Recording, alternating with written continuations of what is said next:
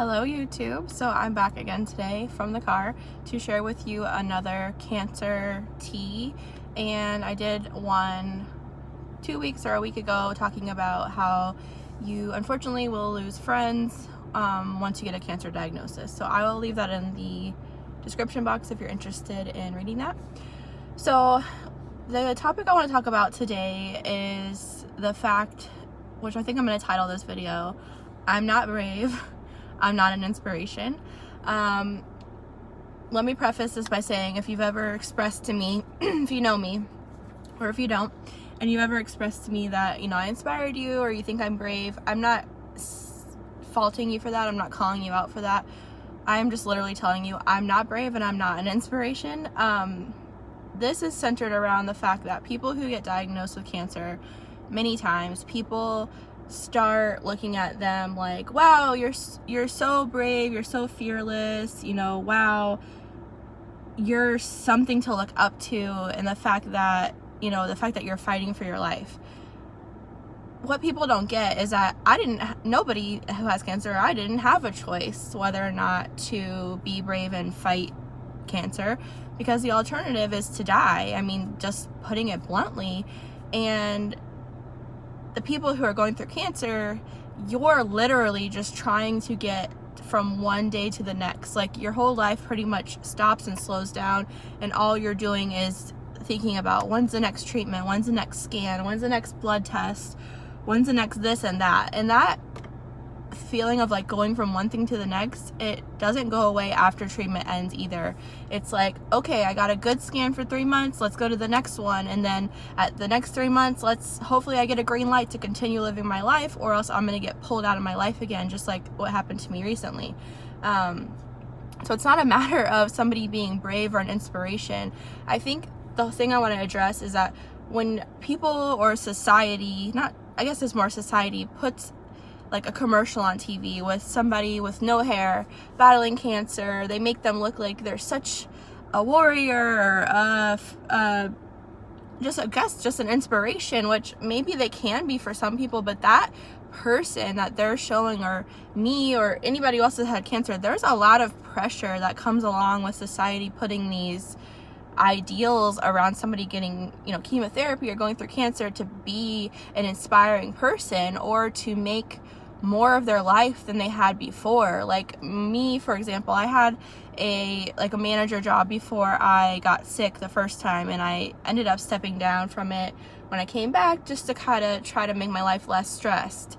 Well, at the end of it, before I went back out, I was kind of considering going back into that, and I had people come up to me and literally say, well, you don't want to do that now, since of everything you've been through, you understand what's important. Or just basically like saying, because I had cancer, I should know the value of life, and what I'm so, it's a privilege for me to be here. It is a privilege for me to be here, but it doesn't mean that you can say, because I've had cancer or this experience, that what I should even be doing with my life. Like, I don't need to go climb Mount Everest. I don't need to go open a charity. I don't need to be anything for anyone other than for myself. And people think like, when you get done with chemo or you get cured from cancer, what are you gonna do next? It's like, all I want to goddamn do is be normal. Like, I hate saying that, but it's true. I just want to be normal.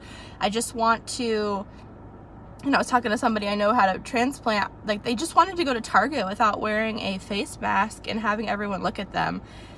For me, I just want to, like, when I went back the first time, I just wanted to go back to work and see my friends and be normal and get up every day and go to work and come home and have worked a day and done a normal thing, instead of like, what time is my doctor's appointment? When do I have a biopsy? I feel sick from chemo. Like, that's like why now, like when I'm feeling well, or in between treatments when I'm recovering, any day or hour that I feel good, I'm like ready to do something, because I'm not just wanting to sit around. That's what people don't get. It's like, cancer patients, in my experience and from what I've interacted in, me personally, we're not trying to save the world. We're just trying to get back to some semblance of normalcy.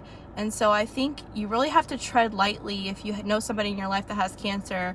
You know, don't expect them to come forward and start giving you the cure for cancer or climbing mountains, and don't expect them to.